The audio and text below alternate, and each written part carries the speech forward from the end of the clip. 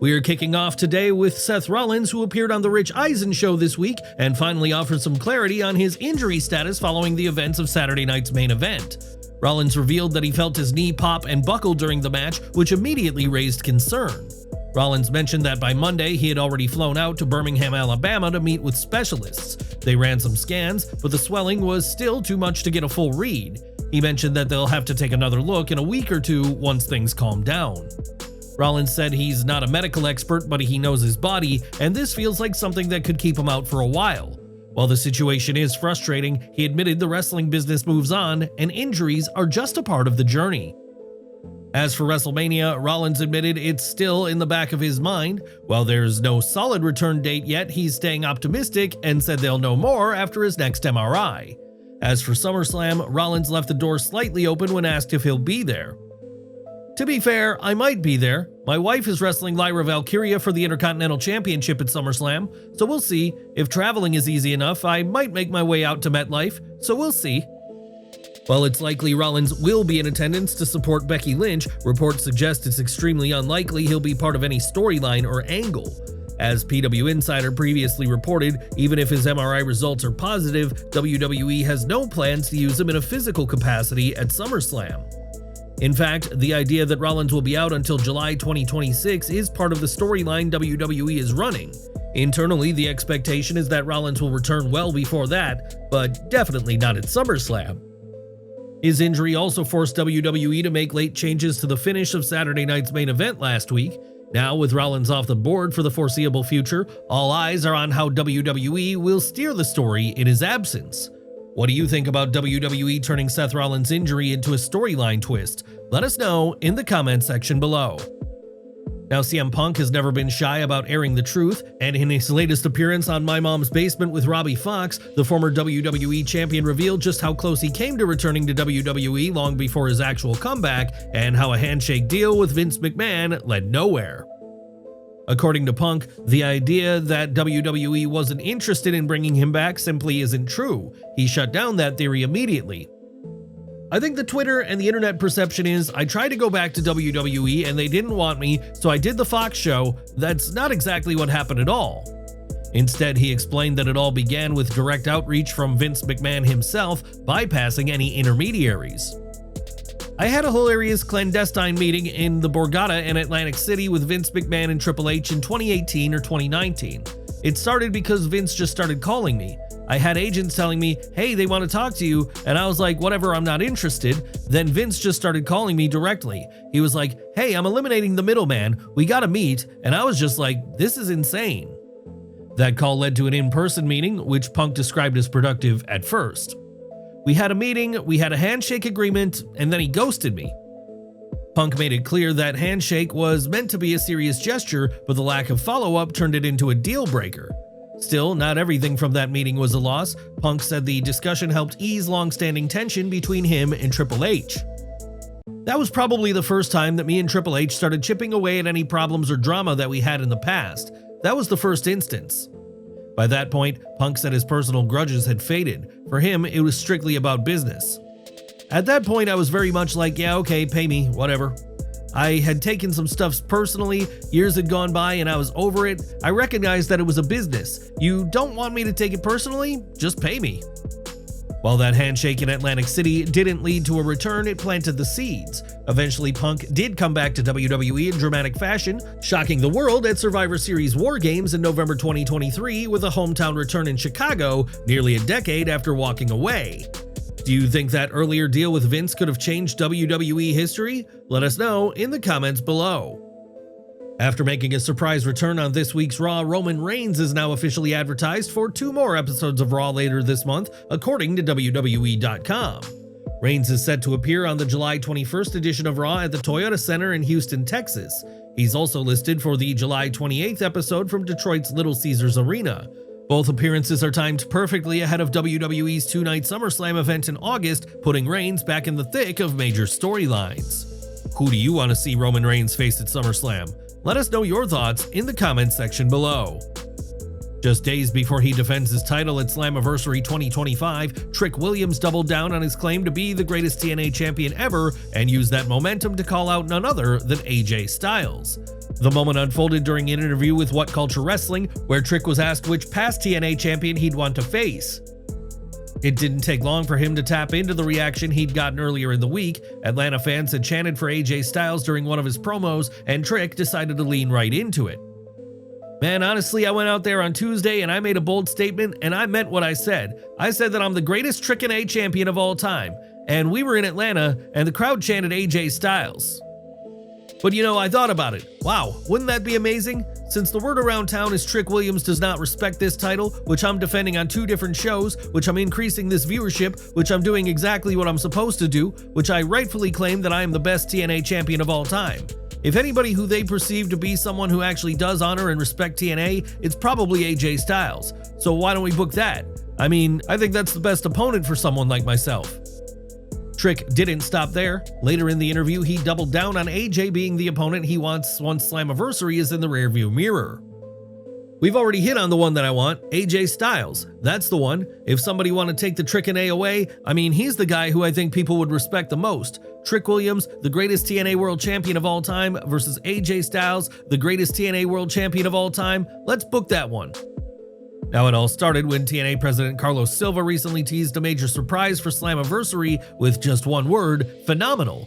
That term alone sent the internet into a frenzy, considering AJ Styles is widely known as the Phenomenal One. PW Insider further provided clarity on this as they reported, "In asking around among WWE sources, we can confirm there has absolutely been talk that Styles will be making an appearance this weekend." Although TNA sources haven't confirmed anything outright, Mike Johnson added his own take. "If you're hoping to see the prodigal son finally return home, I believe you'll be happy if you order or attend Slammiversary." If Styles does show up, it would be his first appearance in TNA since May 2013, a return more than a decade in the making. He's one of the company's most decorated stars, holding the NWA World Title, TNA World Title, and X Division Championship across his storied run.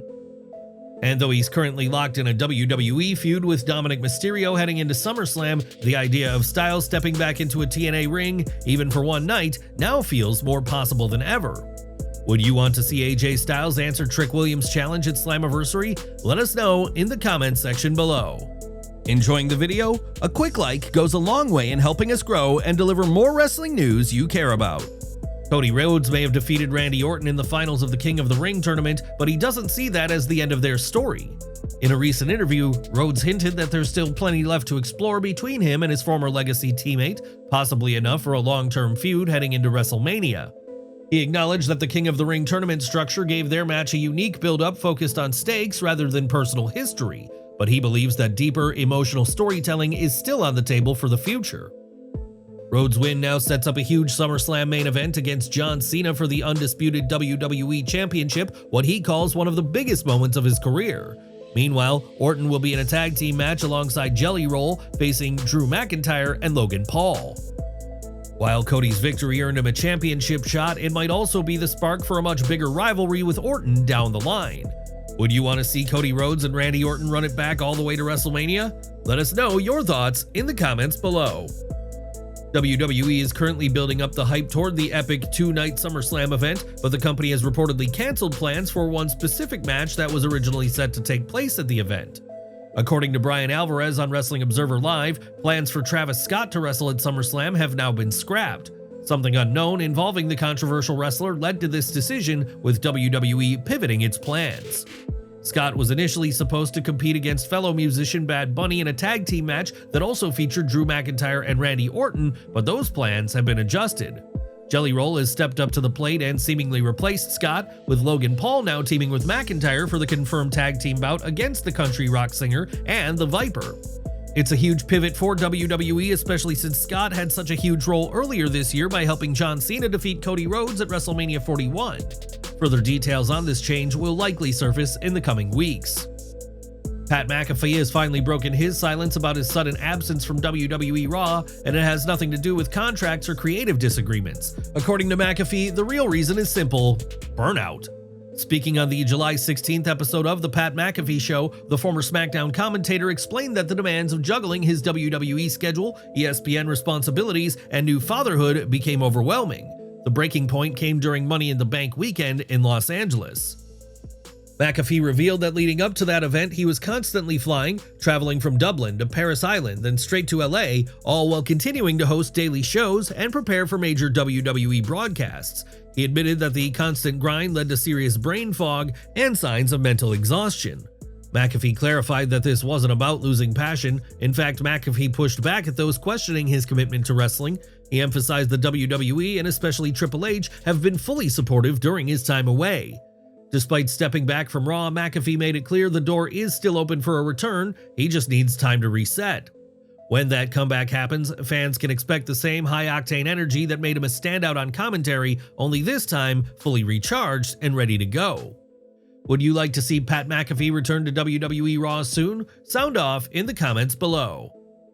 Now, Adam Copeland made his long-awaited return to AEW this past weekend at All In Texas, stepping in to save his former friend Christian Cage from a brutal beatdown, and now he's officially back in the mix as part of the weekly product.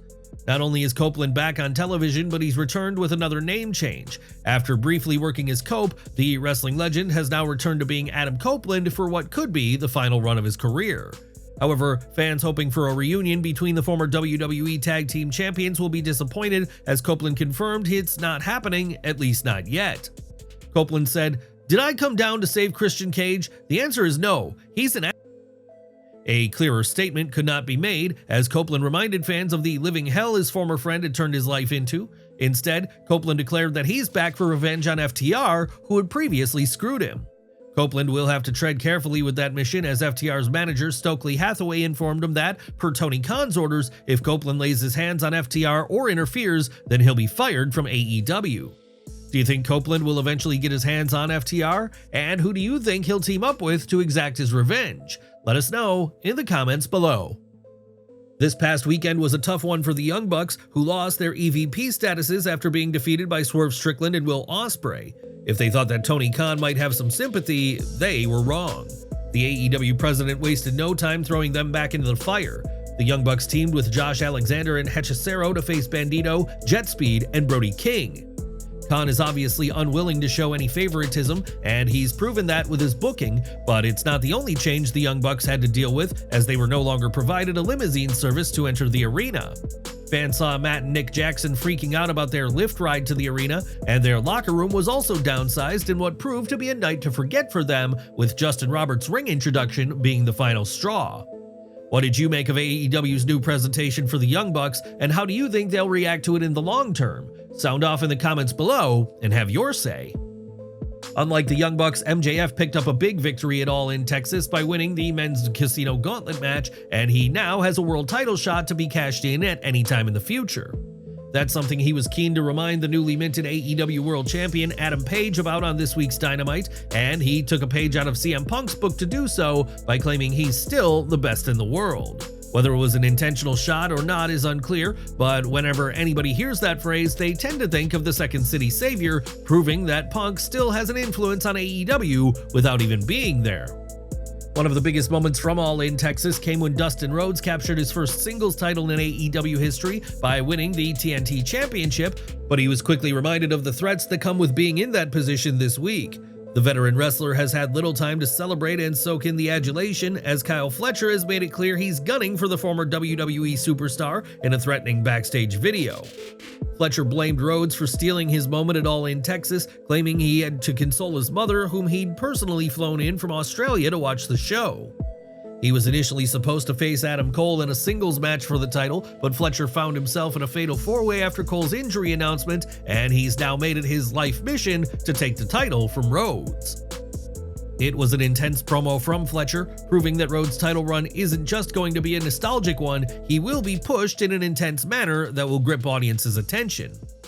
It was an important episode of AEW Dynamite this week, as the fallout was shown from All In Texas, but Will Ospreay was noticeably absent from the entire show, despite being one of AEW's biggest stars. The last fans saw of the Englishman was him being stretchered away at the pay-per-view after the Death Riders faction beat him down as he tried to help Hangman Page against Jon Moxley. According to Fightful, Ospreay was banged up after that event and isn't expected to appear on AEW television for at least a month, allowing him to rest up and heal. It's also worth noting that we are not providing a full AEW Dynamite recap and review, which is what the majority of our subscribers have requested. Kenny Omega and Kazuchika Okada delivered yet another instant classic at AEW All In Texas, battling for both the AEW International and Continental Championships to crown the first ever unified champion. The match had everything: high drama, elite level encounters, and jaw-dropping spots. But behind the curtain, there were some serious concerns about Omega's physical condition before the bell even rang. Heading into the show, whispers backstage suggested Omega might not be at 100%, and after enduring 30 minutes of high-impact offense, including a twisting tombstone piledriver and a top rope full Nelson suplex, those concerns only grew louder. However, according to Fightful's Sean Ross Sapp, Omega made it through the match without any reported injuries. Sapp noted that while several AEW stars picked up minor bumps and bruises at All In Texas, there was no indication of any serious long-term injuries, and that includes Omega, whose participation was reportedly in question just days before the event.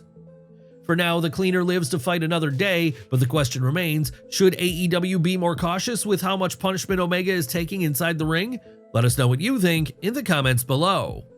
Tony Khan constantly competes against WWE's product to try and provide the best possible wrestling show, and he believes that was achieved with All In Texas, not just for modern times, but dating back to WrestleMania 3. Khan spoke to Q101 about the show and opened up about how his friend Todd found the event, which led to a comparison that he was very proud of. He said he thought it was the best show in terms of every match feeling like a great payoff, even if maybe the quality of the wrestling was different because the business was different then. He said he thought it was the best payoff of all the stories since WrestleMania 3 in 1987. Incredible. I was like, wow, especially knowing him, that's the highest praise. I thought that was really cool. That's high praise from somebody who's watched all the wrestling going back to 1987. Yeah, absolutely. All In Texas, great show. What do you think of Tony Khan's comparisons? Should the AEW president focus on discussing WWE events, or would it be best for him to focus on his own product? Let us know in the comments. Jim Ross was able to be a part of All In Texas this past weekend after numerous health battles, and while he did a great job calling the show, he unfortunately dealt with another major injury scare. JR's bad luck appears to have no signs of slowing down. He revealed on Grilling JR that he took a serious fall on Thursday night last week, which was made worse by the fact that he didn't have his phone to call for help. Ross claimed that it was a hell of a fall, and revealed that he didn't break anything, but he did deal with soft tissue damage and a lot of soreness, which he is having to battle through right now.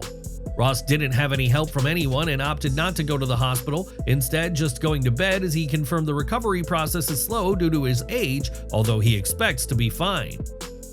Jojo Offerman's surprise appearance at All In Texas wasn't just a performance, it was a powerful tribute that resonated deeply with fans and talent across the industry. Right before Swerve Strickland's highly anticipated tag match teaming with Will Ospreay against the Young Bucks, Jojo took the stage and sang Ain't Nobody, the same track Swerve once used as his entrance music during his pre-WWE days. The crowd didn't see it coming, and neither did many in the wrestling world.